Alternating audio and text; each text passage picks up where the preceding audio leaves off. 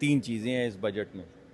اس budget میں لوگوں کو نوکری ملے گی, ٹھیک ہے, دیہی علاقوں میں ملے گی, زراعت میں ملے گی, وہ پیسے اناؤنس ہوئے ہیں. زراعت سے ریلیٹڈ جو سٹوریج ہے, لاجسٹکس ہیں, اس میں ملے گی, وہ پیسے اناؤنس ہوئے ہیں.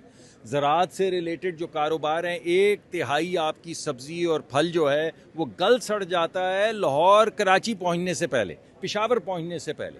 اس کے لیے پیسے مختص کیے گئے ہیں تاکہ آپ کے نئے کاروبار کھل سکیں. کاروبار سے کیا ہوگا؟ نوکری ملے گی. ٹھیک ہے, یہ بات ہو گئی.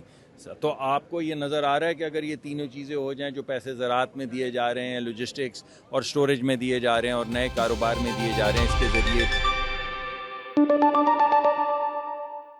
دیکھیں کئی سالوں کے بعد ایک موقع آیا کہ پوری دنیا میں ہم نے اپنا لوہا منوایا, دفاعی صلاحیت میں بھی, خارجہ پالیسی, عالمی امن کے قیام میں. اب ہمیں معاشی طور پر اپنے پیروں پہ کھڑا ہونا ہے, تو ہمیں یہ رسک لینا چاہیے تھا کہ ایک ٹیکس زدہ معیشت ترقی کرنے والی معیشت نہیں ہو سکتی. ترقی کرنے والی معیشت وہ ہوگی جس میں عوام پر ٹیکس کا بوجھ کم ہو, براہ راست, یعنی جسے کہتے ہیں نا کہ بلا واسطہ ٹیکس بڑھنا چاہیے اور بال واسطہ ٹیکس, انڈائریکٹ ٹیکس کم ہو. سیلز ٹیکس کی شرح کو آپ کم کریں, بجلی تیل گیس کی قیمتیں کم ہو جائیں گی, عوام کو ریلیف ملے گی. آئی پی پیز کو اور انگیج کر کے ان کو جو کیپیسٹی چارجز دے رہے ہیں وہ اور کم کریں, ان کو اور منائیں جیسے پچھلے سال منایا تھا. اسی طریقے سے پیٹرولیم لیوی, تینوں بڑی جماعتیں جب اپوزیشن میں تھیں تو کہتی ہیں کہ یہ بھتہ ہے, اور جب حکومت میں آتی ہیں تو تینوں جماعتیں پھر اسی ٹیکس کو نافذ رکھتی ہیں.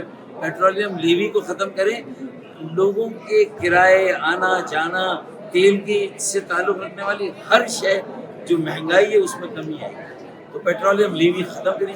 اچھا, آپ پیٹرولیم لیوی ختم کرنے سے کوئی 800,000 ارب روپے کا خسارہ ہوگا, وہ کہاں سے پورا ہوگا؟ بڑے وڈیروں جاگیرداروں کی آمدنی پر ٹیکس لگائیں, کوئی 600 ارب روپے وہاں سے مل جائیں گے. اور جو ایف بی آر کی لیکیجز ہے, چوری چکاری ہے, بدعنوانی ہے, 10 ارب روپے روزانہ کی چوری, مہینے کی 300 ارب, سال کی 3600 ارب. اس 3600 ارب میں سے 600 ارب وہاں سے نکالے, 600 ارب وڈیروں جاگیرداروں سے. مطلب یہ کہ ون ون سچویشن ہے, چٹ بھی میری پٹ بھی میری.